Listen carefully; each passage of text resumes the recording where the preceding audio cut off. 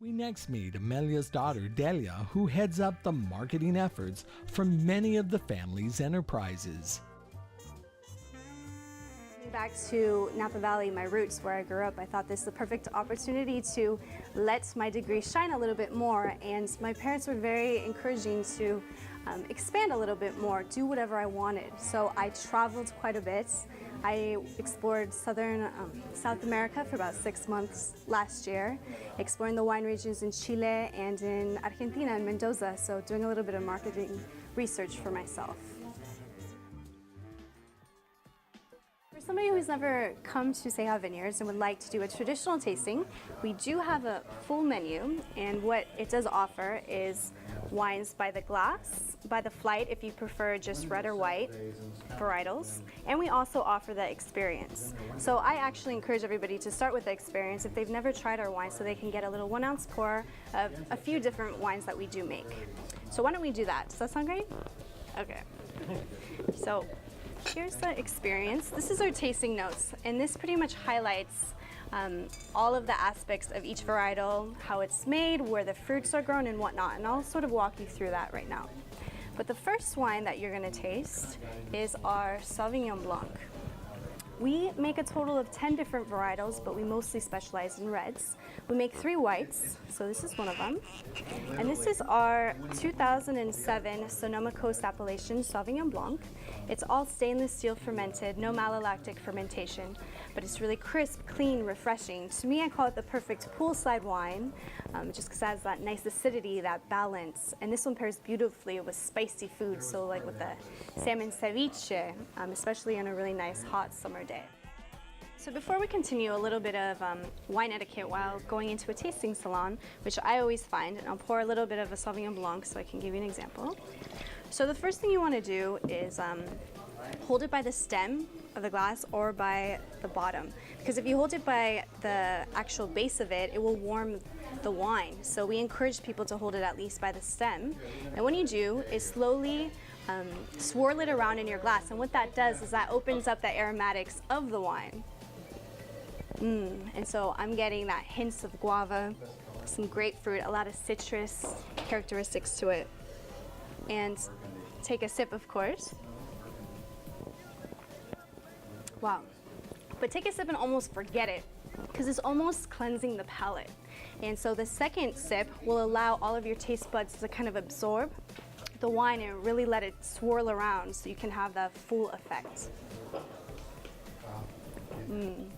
So it almost opened up the taste buds, and now I'm really getting all of the citrus, the grapefruit, the guava characteristics to it as well. And if you simply just want to taste, we also have some spittoons for you to dump out, of course. Because if you go wine tasting all day, I'm sure you're going to try a lot of different wines. So for myself, and that's why you only get about a 1 ounce pour, you just simply dump it out and you're on to the next one. Moving on to our red varietals, I would love for you to try our Pinot Noir. And this is our 2007 Carneros Appellation Pinot Noir. It's one of our flagship trademark wines as far as our red varietals go. We have 15 acres all dedicated in the Carneros region, which is the southernmost part of the Napa Valley. It's a cooler climate zone as well, which makes Pinot Noir in general one of the hardest varietals to grow. But this zone, or Carneros Appellation, is ideal to grow with Pinot Noir fruits. And with this wine, you should be getting the bright, juicy, cherry fruit characteristics to it. And this wine was aged about 20 months in French barrels as well. But something fun also that I wanted to introduce you to, what we offer on our menu, is a cheese platter as well. Something kind of fun if you want something to nibble. We offer 3 different cheeses. I'm going to start over here. And this is a Bleu de Basque blue cheese. The one in the middle is a Piave, which is a cow's milk. And then the last one is an Abaye de Belloc, which is also a sheep's milk, but they will all pair beautifully with all the wines that you tried. And then also we have some dried cranberries, peaches, mixed nuts, and some sliced sausage, chorizo, spicy sausage. Did I say dried peaches? I meant dried apricots. Same thing. Okay, so the next one that you're going to be trying is a really fun blend. We call it our Vino de Casa, meaning wine of the house. And this is our 2007 Napa Valley blend.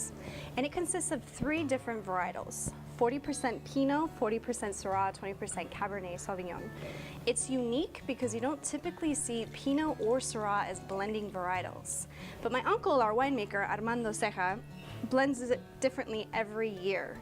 And it's something we refer to as our everyday, all day, breakfast, lunch, and dinner wine. So I want to see what you think after you try it.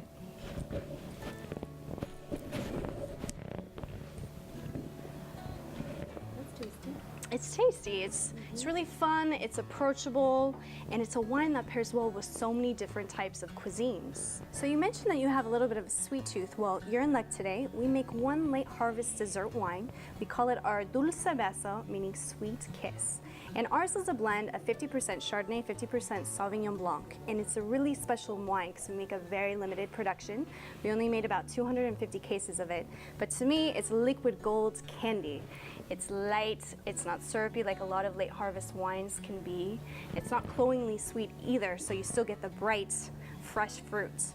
But before you taste it, slowly swirl it around in the glass. And with this wine, I love it because you get the subtle hints of tropical fruits, guava, lychee, aromatics to it.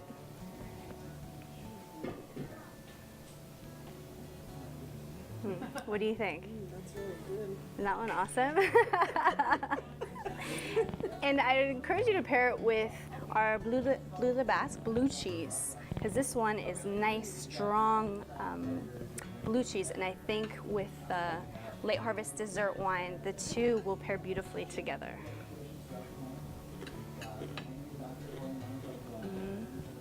Yeah, this is one of our favorite pairings, food and wine pairing wise, as far as our Dulce Beso goes.